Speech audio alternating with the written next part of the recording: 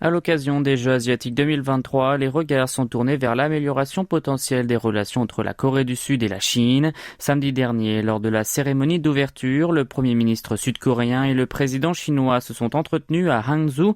Il s'agit de la première rencontre bilatérale de haut niveau depuis novembre 2022. Han Dok-soo a exprimé son souhait de voir les relations Séoul-Pékin se développer de manière saine et mature, fondée sur le respect, la coopération mutuellement bénéfique et la poursuite des intérêts communs.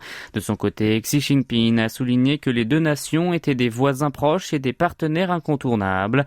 Au cours de cette rencontre, qui a duré une vingtaine de minutes, les deux hommes ont mis particulièrement l'accent sur la collaboration économique.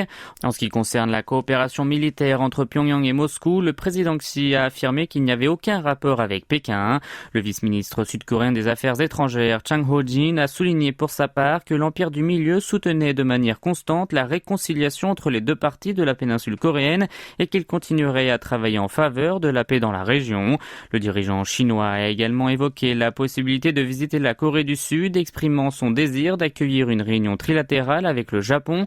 Cette démarche pourrait s'avérer cruciale pour l'amélioration des relations coréano-chinoises, notamment en cette période de tension entre les États-Unis et la Chine. Étant d'importants partenaires commerciaux l'un pour l'autre, Séoul et Pékin cherchent à renforcer leurs liens, ce dernier souhaitant également faire face aux pressions américaines. La perspective d'une réunion trilatérale entre les trois plus importants pays d'Asie semble donc offrir des opportunités pour approfondir leurs relations. Toutefois, de nombreux défis persistent, notamment le dossier relatif aux armes nucléaires et aux missiles du royaume ermite, la question de Taïwan ainsi que les frictions entre les USA et l'Empire du Milieu.